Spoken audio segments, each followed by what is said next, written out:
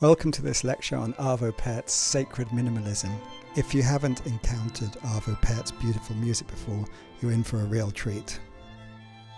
Arvo Pärt is an Estonian minimalist composer, but actually came from a serialist score, which would be very surprising to you if you've ever heard any of his music. However, once we dig beneath the surface of it, you'll realise how these worlds are actually connected. If you want to go very deep, I recommend the Cambridge Companion to Arvo Pärt. For this lecture, I'm going to give you an overview of what I think are the most fascinating compositional techniques that you can adopt and adapt in your own work. So you may well have heard of his technique known as Tintinnabuli, which we'll look at in detail later. But this technique is just one of many that he uses in his music and is actually part of his evolving style. And it's really worth getting an overview of all his techniques to see how they're connected and their common themes. I see his music as possessing various features, a very contemporary tonality. That doesn't mean modernist dissonant harmony, quite the opposite actually, but he uses familiar major and minor scales in a way that is completely divorced from functional harmony. In fact, his music is deceptively radical in this way. Permutation is an important part of his music, which we'll be looking at, and also the idea of balanced forms, palindromic structures, multiplication. Pieces are very limited in terms of the motifs that are used, sometimes almost naively so, but somehow he manages to pull a huge amount of expression from them. Structurally, his works can be thought of as being self-completing, in that there's a logical idea that is completely realized. And in so doing, you also get this idea that it could continue forever, glimpses of the infinite.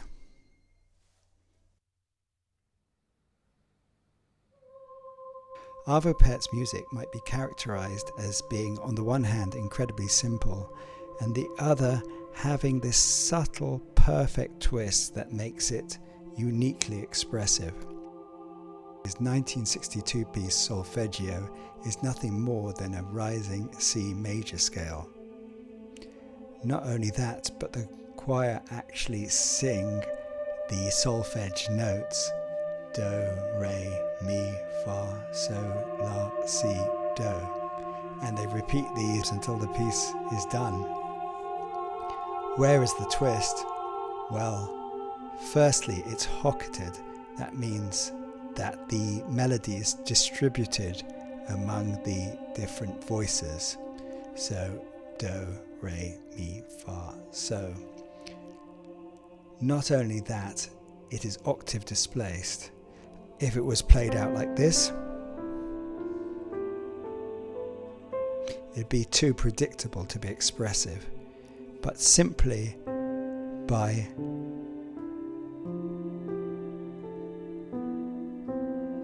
displacing the octaves, you get these really beautiful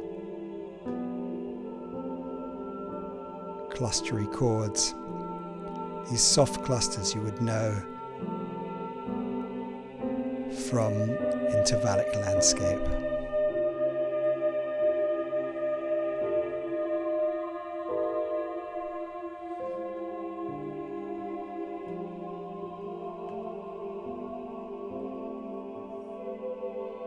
This produces a work of profound beauty from the simplest means. Though simple, this piece should give you ample opportunities for compositional ideas. You could use any scale, ascending or descending, or take a arpeggio, for example, and distribute it, both in terms of octaves and in terms of instrumental group. Also, if we take a look at the structure here, I've highlighted where the C repeats across this score. You'll notice it's not always the same voice starting the pattern. There's also a dynamic shape to the whole piece. You'll see here I've sort of mapped out how that scale is repeated. And though very simple, you can see there's variation in terms of who starts the scale, the ordering that occurs, There's actually quite a bit of a structure here. You might notice this ascent happening, another ascent across this way. It's an ascent in terms of voice, not necessarily register. And you can see that there are these curves that occur. Again, a hidden pattern below this simple surface. Although Arvo Pärt's music can sometimes be very long, they can generally be represented very simply. In fact, he often sketches an idea for the piece with just one image.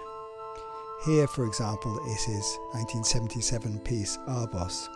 Because of the instrumentation, it has a very ancient feel. It's based around one motif that repeats with subtle variations across the ensemble, like the growing branches of a tree.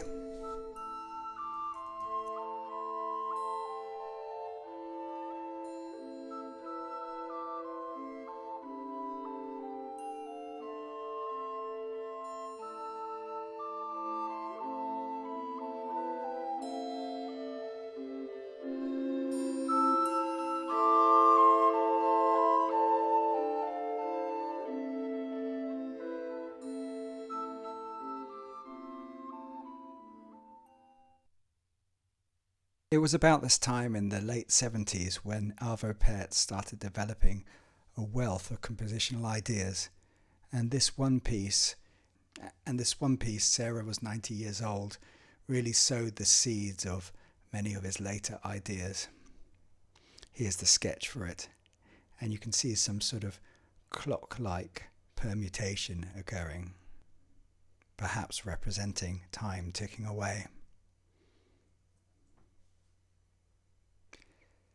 Interspersed between the organ and vocal sections, there is a really simple and a dramatic interlude.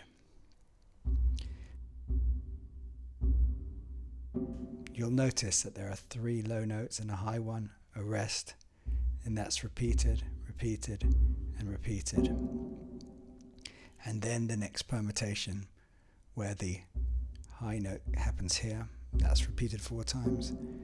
Then on the second of the set, and finally on the first of the set. This is repeated, these 4 motifs. The first time it plays 4 of these motifs, then 3, then 2, and then 1. It takes a long time and it's quite a challenging listen, but without this sort of sense of completion that Arvo Pärt was working through, we would never have his later works. And so you can see here the power of seeing an idea through. Movement 2 contains a stroke of sheer genius. It's built around 8 melodic notes, really simple, as is characteristic. A Aeolian,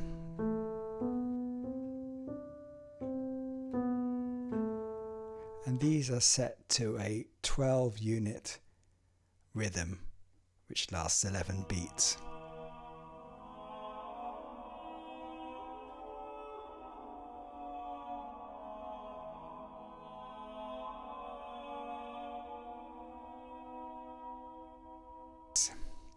You'll notice that 8 and 12 aren't the same number, so the melody and the rhythm don't exactly line up. If you've seen my lecture on Schillinger, you may remember this as melorhythmic phasing or parametric divorce, or some of the terms we were throwing around for it. Essentially, you can create new melodic material by running the melodic notes through the duration and have them go out of phase. Now, this is how it's sort of done. You'll see that the pitch numbers 1, 2, 3, 4, 5, 6, 7, 8 repeat and go against the durational values 1 through 12. So we have 1, 2, 3, 4, 5, 6, 7, 8 in pitches, 1, 2, 3, 4, 5, 6, 7, 8 in pitches, and 8 again. And then we have 2 groups of 12 to create 3 variations essentially of the melody. this would have been a clever thing to do and would have sounded beautiful. But what Pärt does, it's nothing short of genius. The issue here is that as this is laid out, although we have 12 durations and 8 melody notes, in terms of duration we have pitch 1 starting the first set and pitch 5 the second set. So we have basically 2 versions of this duration. Another way to think about it, in terms of pitches, we have 1 through 8, starting with duration 1, and this one starts with duration 9, and the last one starts with duration 5. So we have 3 versions of the pitch melody. But remember I said Arvo Pärt likes to complete things. So this isn't what he does.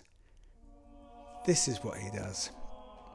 He runs through the durations exactly as you expect. 1, 2, 3, 4, 5, 6, 7, 8 times.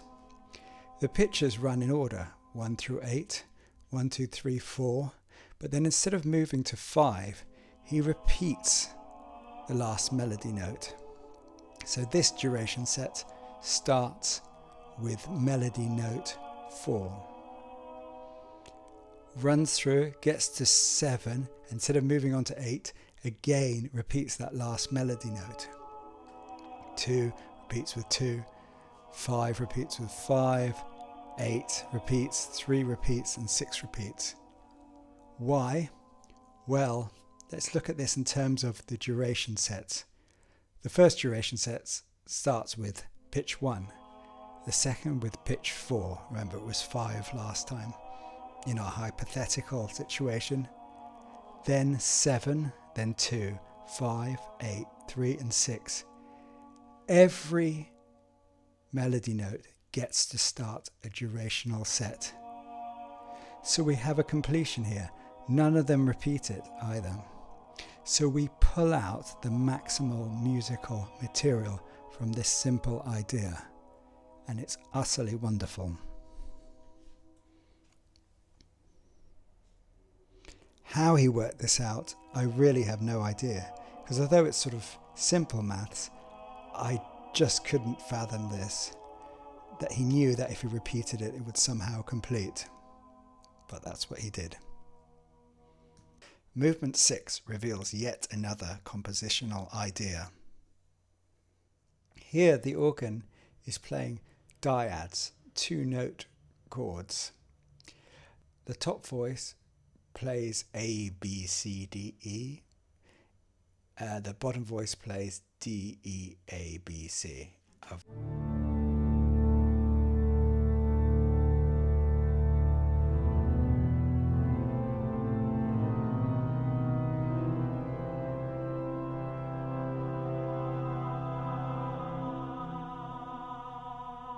Map these out here. A, B, C.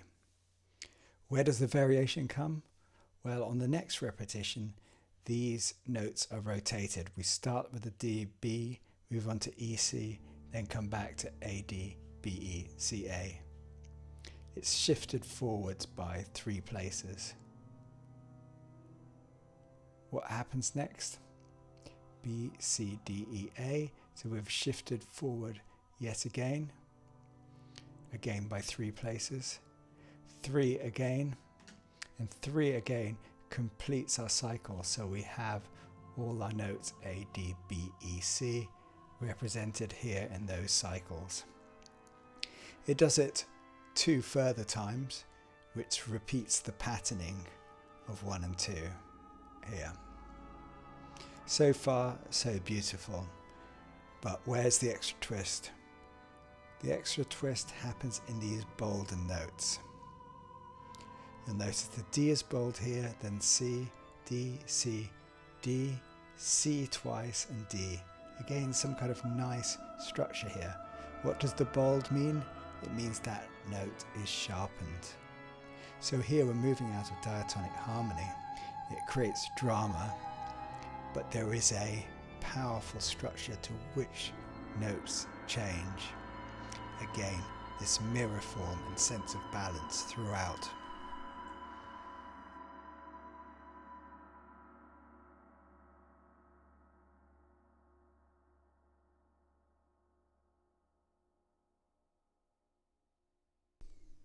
In the same year, Arvo Pärt composed this piece.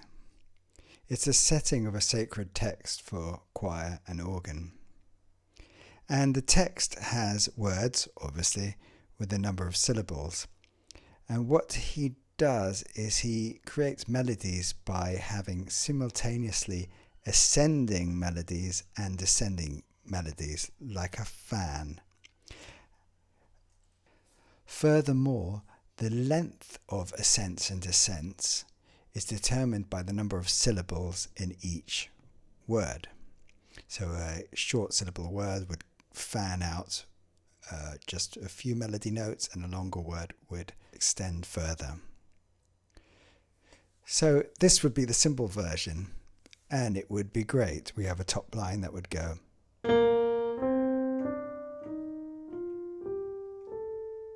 and a bottom line that would descend.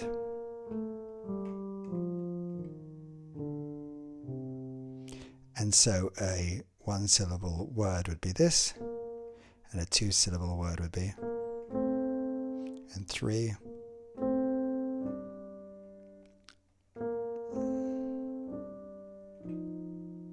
and so on. And again, that would sound lovely and beautiful. But here's the subtle, brilliant twist.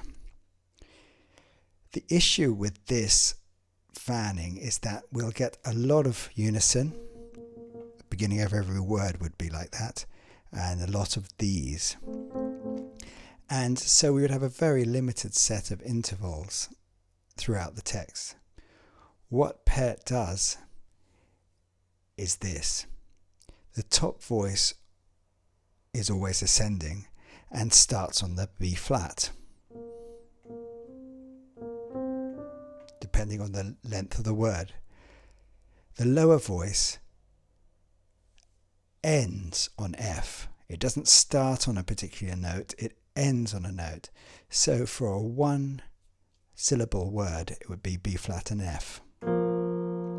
But for a two syllable word, it would be B flat C at the top and G F at the bottom.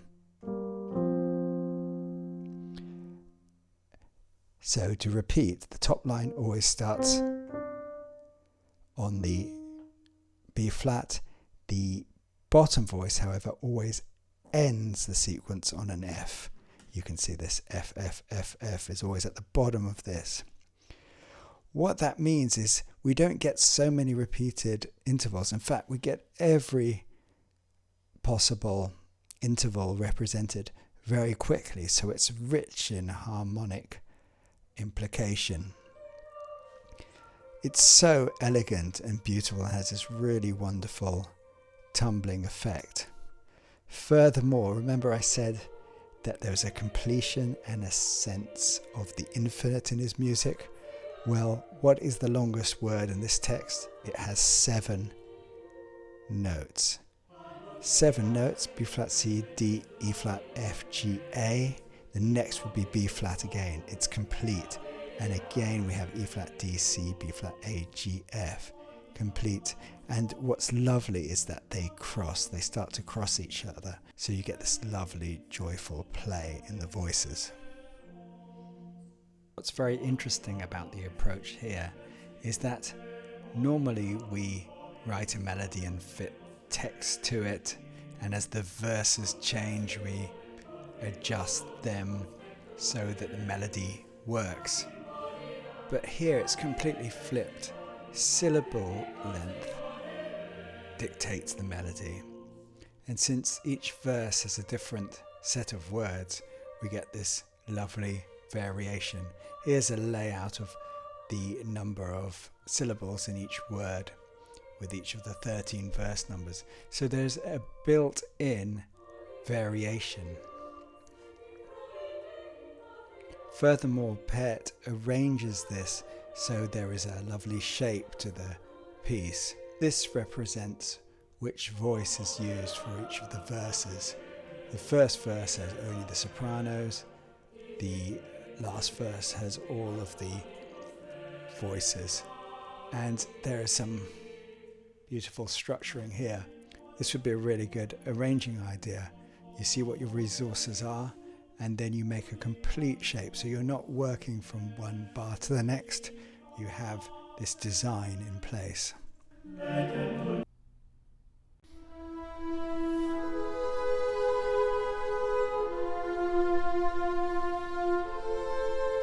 Quietly radical nature of Arvo Pärt's music obliges alternative analytical approaches.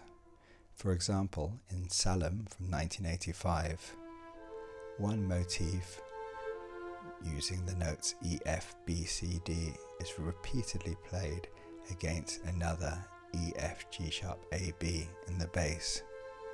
Variation occurs by how many of these notes are used in the top part. So, a vector approach, like used in intervallic landscape, is a useful tool in highlighting the variation throughout the piece. For example, here, 2, 3, 0, 2, 1.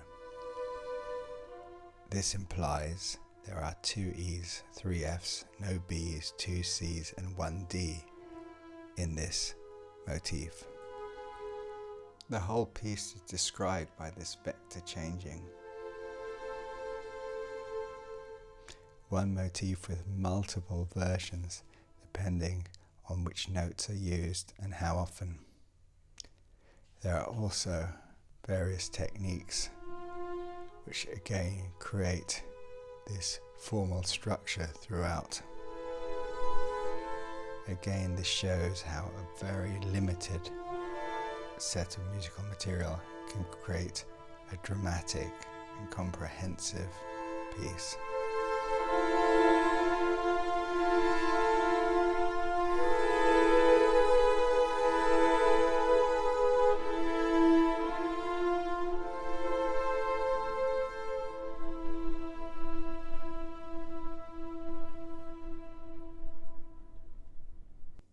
Another beautiful feature in Arvo Pärt's work is the use of what might be described as expanding mirrored waves.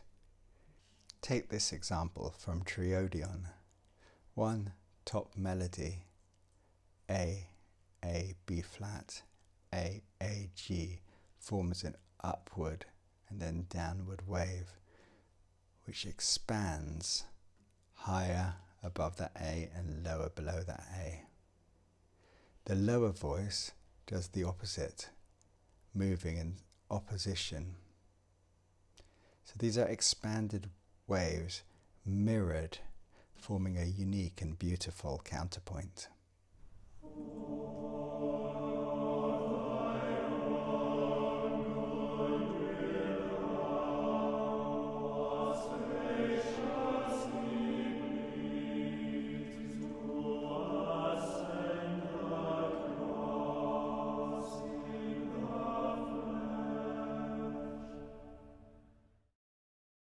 A related idea occurs in Most Holy Mother of God.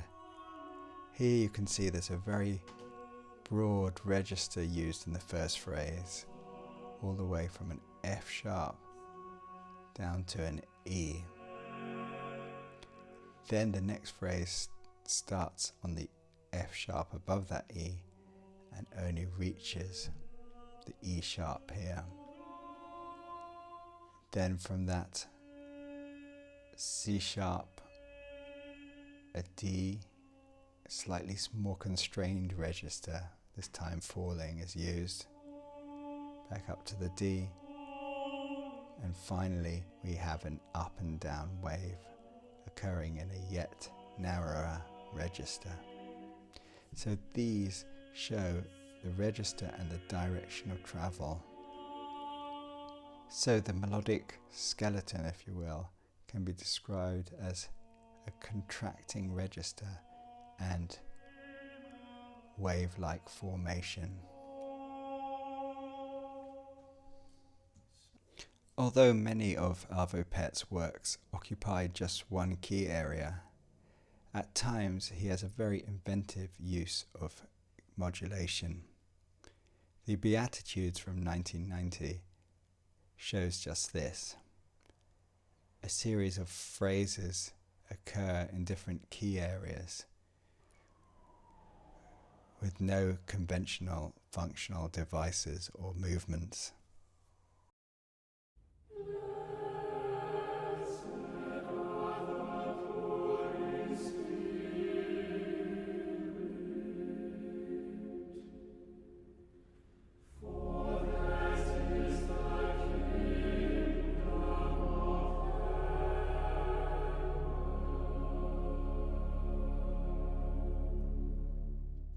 What's happening in this gorgeous series of phrases is that these key areas are being implied.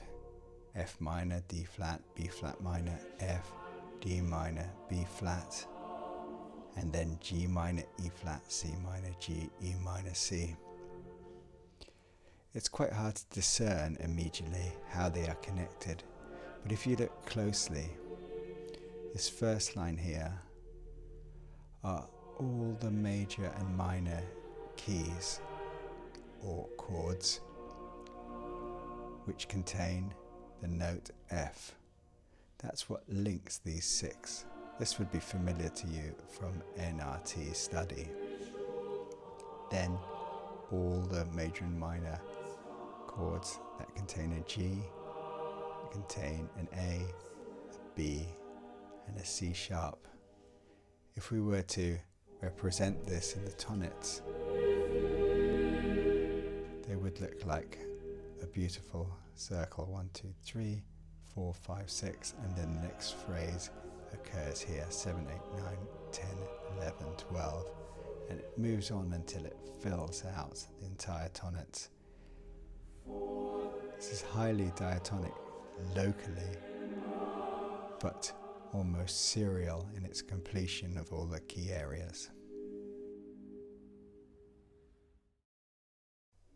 Here we come to the most celebrated of Arvo Pärt's techniques, Tintinnabuli. This highly effective approach is instantly recognizable in his music. Although very accessible, it's highly radical in how we treat melody and harmony. His music in the last 40 years has used Tintinnabuli in all sorts of ways, but here's the first overt example from 1977 again.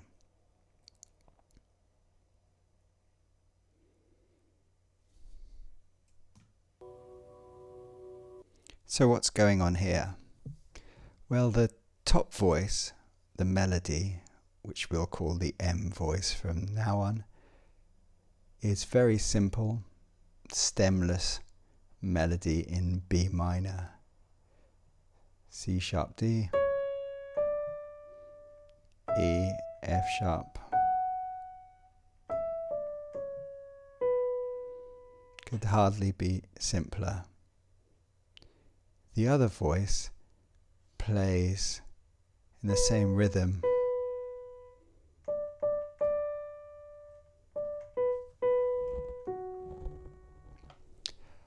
but a simpler version. We'll call this the T voice, the Tintinnabuli voice. Tintinnabuli, incidentally, refers to bell-like sounds and relates to Estonia and Tallinn, Arvo Pärt's hometown, which has a huge number of church bells ringing. And this technique creates a sort of bell-like ringing sound. What's happening is that for every melody, for every M voice, there's a T voice occurring, as if triggered by it. But what note is played follows a very simple rule. All of these notes are from a B minor triad. And what happens is, in this case, the nearest note to a B minor below it is played. So for a C sharp, the nearest note in B minor is a B. Same with a D, the nearest note below it is a B. Once we get up to E, the nearest note below it is a D. That's why we get these seconds occurring. F sharp triggers D, so does F sharp, E triggers D, then when there's D in the melody, we play a B below. And for the final B, the nearest note below is F sharp.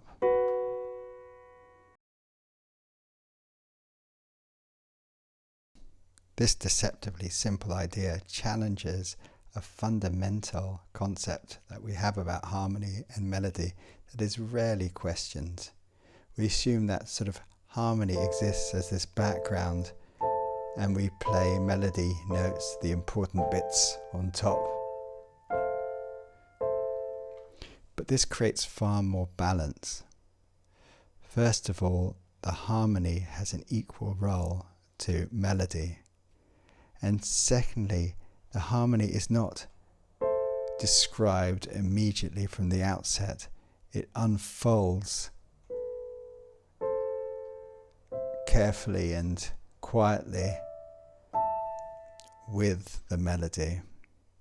So simple but so beautiful. In prolation, a nearest note below is used in the M voice. We can call this first position inferior. The nearest is first position, and inferior meaning below the melody note. But Arvo Pärt uses a number of approaches. The first position above a note, or the second position above it, or the first position below, or second position below it, or even alternating in a wave-like form around the note. So for example, if we take an Aeolian scale, the first position above it would give this sort of sound. Two positions above it, for an A you get an E, for a B you also do, but as soon as you play a C,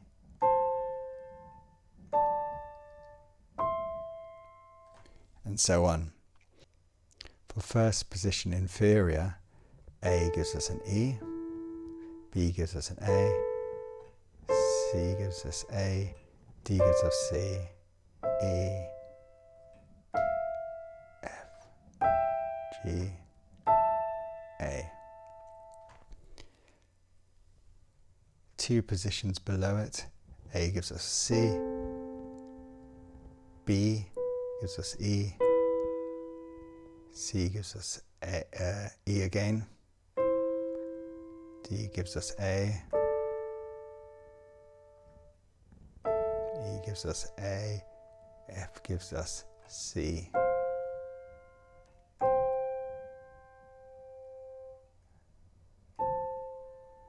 A finally gives us C. And we can even alternate below, above, below, above, below, above, below, above. So one might think of Tintinnabuli as being like a hidden harmonic voice that exists alongside the melody notes. So for every melody note there's a nearby Tintinnabuli. It's never the same one, hence the ringing sound. So for example, if we choose the nearest one above, this note A will trigger this note here.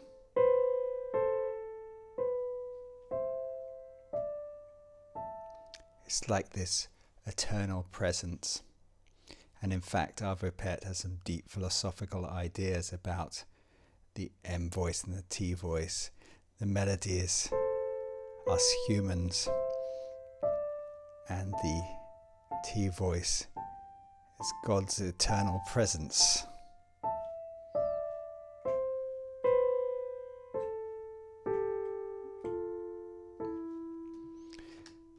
And if you pick a different key, let's say we'll take the prolation B minor, first position inferior,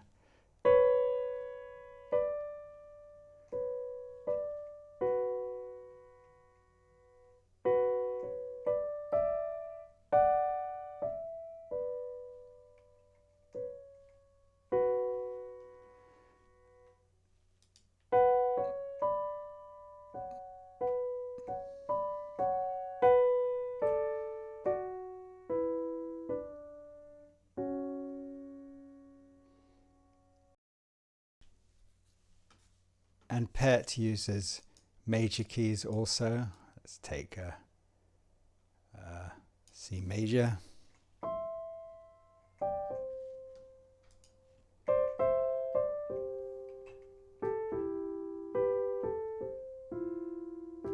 You get these gorgeous harmonies that are diatonic but not twee.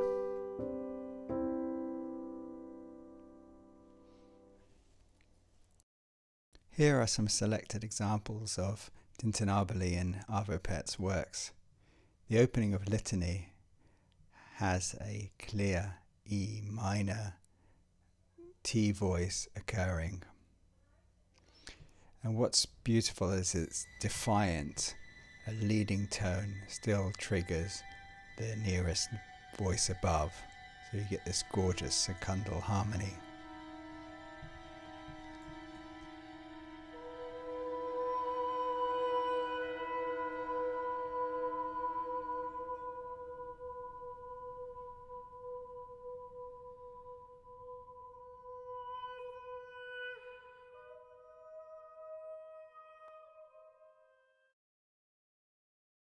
Here are some more examples to see how the idea is expanded. Generally, we think about T voices being in the same key as the melody, but they can somewhat vary. For example, in this piece, Pärt uses a G sharp alongside this T triad, as we saw in Litany also. So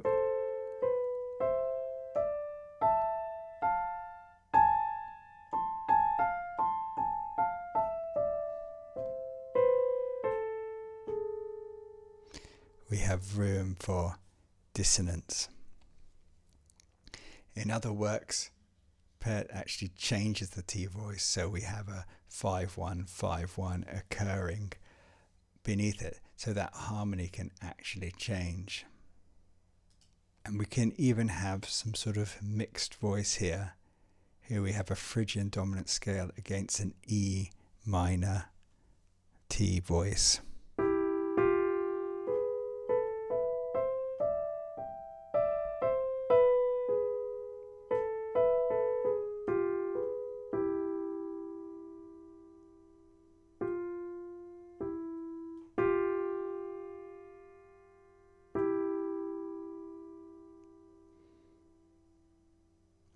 And the opposite occurs, E minor against E major.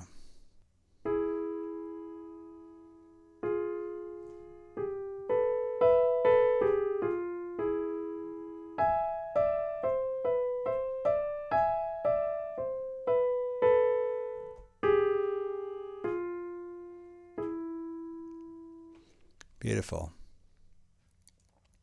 Unusual scales can also be used, such as this E Lydian harmonic minor against an E minor triad, creating a gorgeously interesting melodic harmonic texture.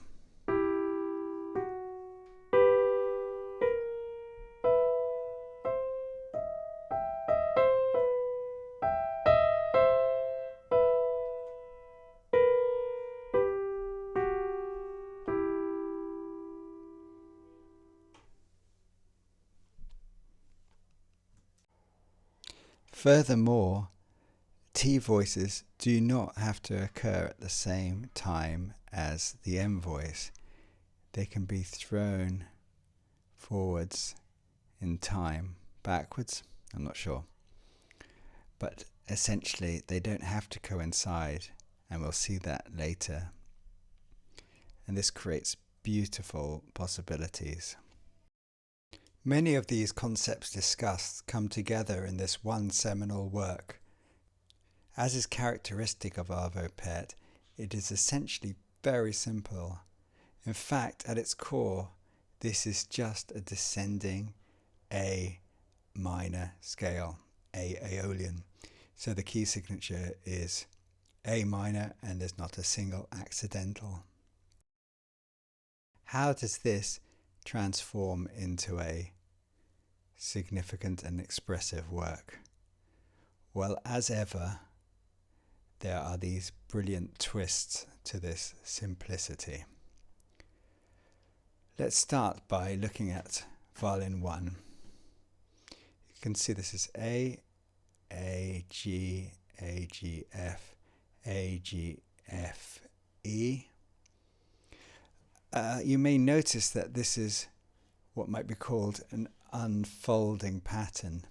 It's a descending scale, but it doesn't go straight down. It plays the first of the notes, then the first 2, first 3, first 4, first 5. In fact, it continues in this manner, tumbling down further and further, always coming back to that top A and reaching further down until it eventually reaches this target C, which is its end goal, and it stays there till the very end of the piece. There's a couple of things that make this interesting though. Remember that melorhythmic decoupling that occurred earlier? Here we have the same thing. We have this descending, unfolding pattern, but also this consistent long, short rhythm that occurs.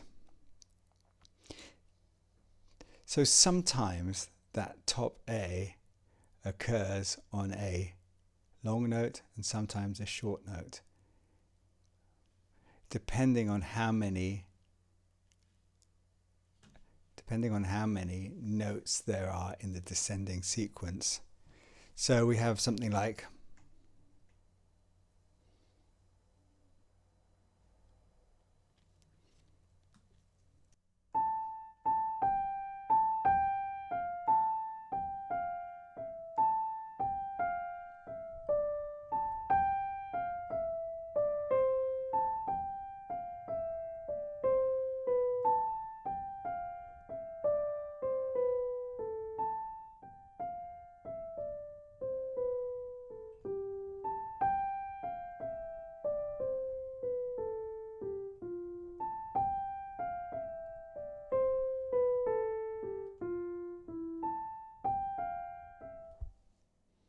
In addition to this pattern, you'll notice that violin 1 is divided into 2 parts.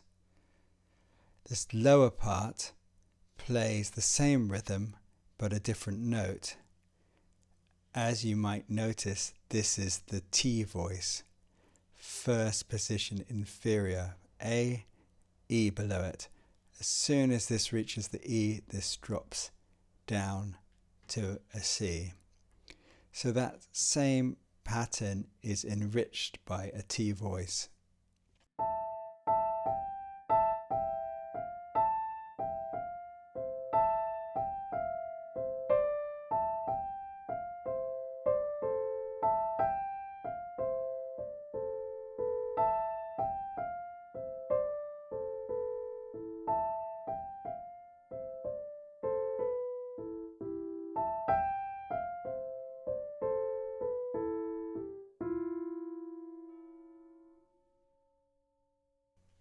So what else is happening here?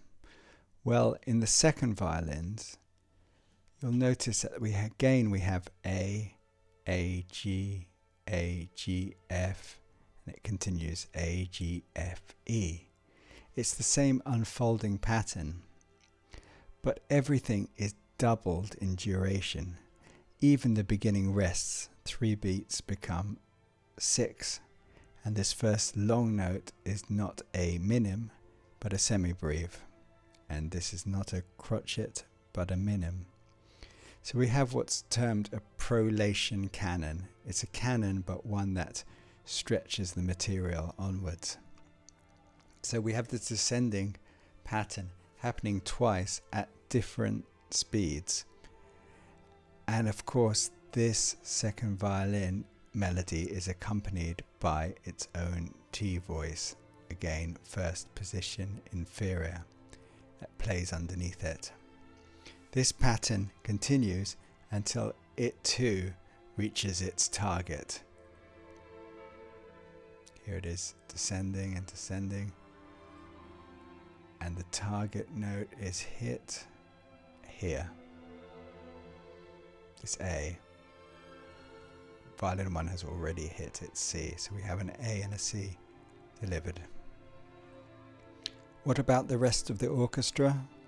Well, you guessed it, the violas don't wait 3 beats or 6, but they wait 12 beats before entering.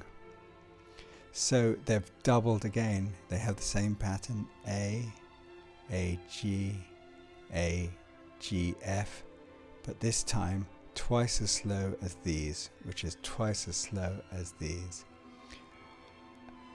So they have a very slow unfolding pattern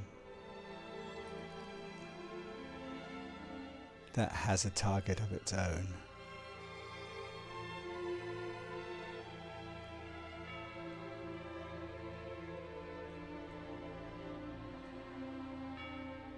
That's where it's hit, this E. So we have C, A, and E, an A minor triad completed that is held until the end of the piece. The cellos follow the exact same concept, not waiting 3, 6 or 12 but 24 beats before they enter, and this time the opening A doesn't last a minim or a semi-breve or a breve, but a double breve note, and these continue until they too. Finally, the double basses have to wait a full 48 beats before they enter, and this is the length of that first A. The cellos are of course accompanied by their own T voice, first position inferior throughout. The double basses come in a full 48 beats later, stretched yet again, and that first A lasts this long. So they have an incredibly slow, geologically slow pattern that eventually hits their target note. And yes, again, they have their Tintinnabuli voice. So what's beautiful is this long short, this doubling, is echoed across the prolation canon. I call this an isologic piece. There's just one basic idea, which is long, short, that is spread across in multiple ways, even down to the bell introduction, where the gaps are long and short between the bells. And what's beautiful about this bell tone is that it's struck throughout, tolling in memory of Benjamin Britten, and it's played once at the end. But the bell has a fifth harmonic overtone, which sounds like a major third, a beautifully flat major third, or in tune, depending on your point of view, and that acts as a beautiful pickety third to end this wonderful piece. Finally, let's look at Arvo Pärt's most celebrated piece, Spiegel im Spiegel. This manages to do a rare thing in that it is both perfectly accessible and has crossed into the popular sphere and maintains strict process rules and integrity with his compositional system. It's hard to imagine that this piece is entirely a process piece, and again it has some strokes of genius within it. It's entirely in the key of F major, and its full 8.5 minutes doesn't deviate from that at all, and yet it maintains a profound interest. We'll start with the piano part, which is deceptively clever. The piano sustains these upward arpeggios throughout, accompanying these long notes in the violin. Let's take a closer look at them. Although major and minor triads are so important to Arvo Pärt's system, here they in fact act as a way of breaking up conventional harmony. For example, when the violin plays an F, the piano is accompanying with an F major triad. which makes sense. You have the F, the melody note is an octave up, and then it's a third above it, and we get an F major triad. When the violin plays a G, what you would expect is this. A G minor triad, just following upwards. And that would have sounded fine. But here's what Arvo Pärt does that makes this piece so special. The outer two notes of the piano part are as expected. But the middle note is in fact a Tintinnabuli on F. It's the nearest note below this one. They're highlighted in yellow here. So instead of getting this chord, we get so beautiful. An A note is harmonized as you'd expect it, but a B flat's going to be here in the melody, here in the piano part, a third up. And what note goes in between? The nearest note below this one in yellow, which is here.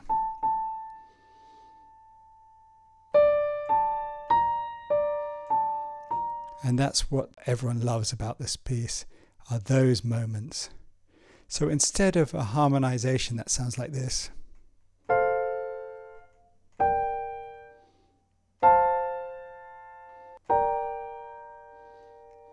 we get this.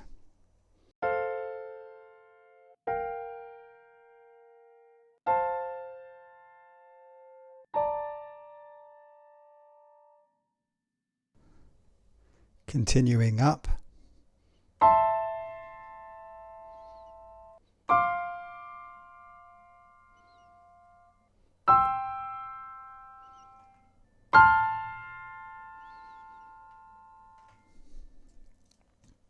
So to recap, the outer two voices of the piano are in sixths,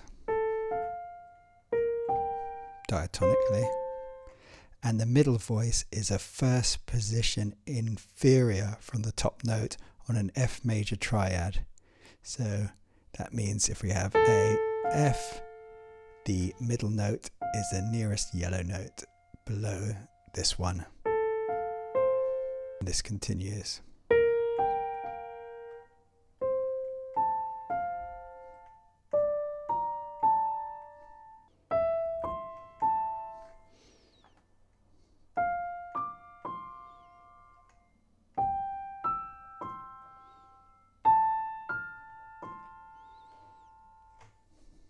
So you can test this throughout the piece. For example, here you have a B flat in the violin. So you get a B flat note at the top of the piano chord. There's a third above it here.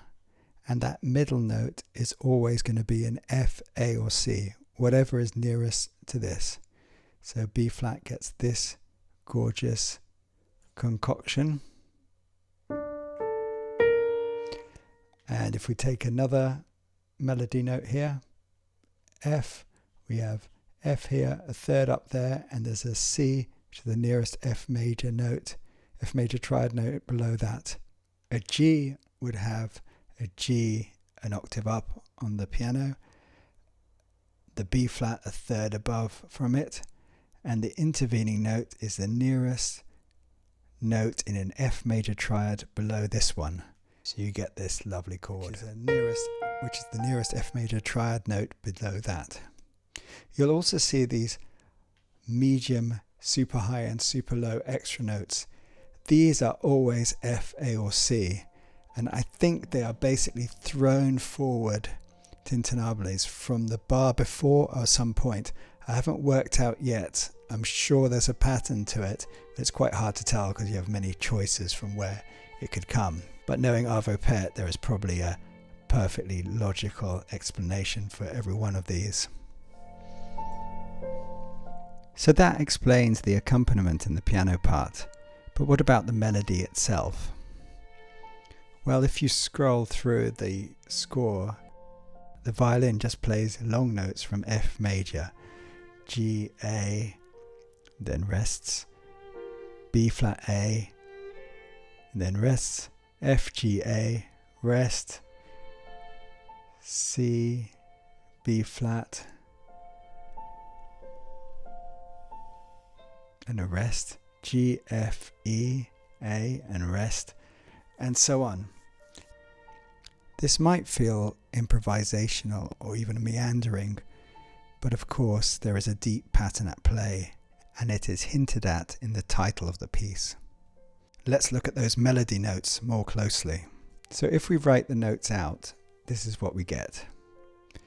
The first thing to notice is that these phrases, separated by rests, get longer and longer and longer until the final one.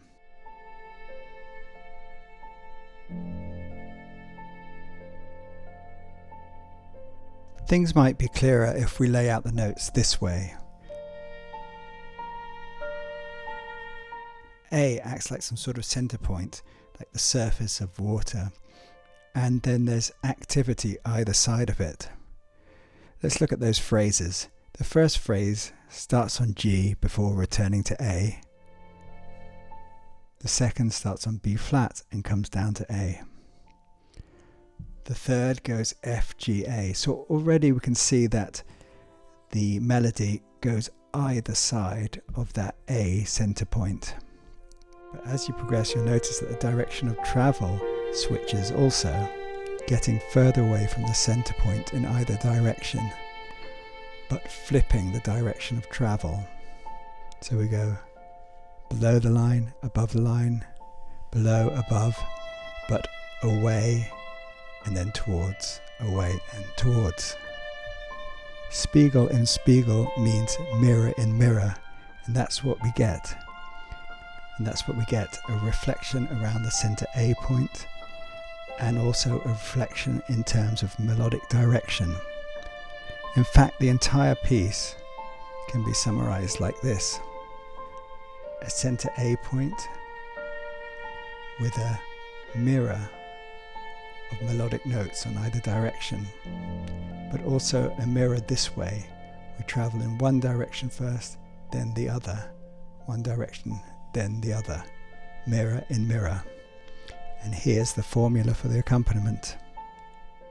I hope you enjoyed this lecture and found an appreciation for the beautiful music of Arvo Pärt.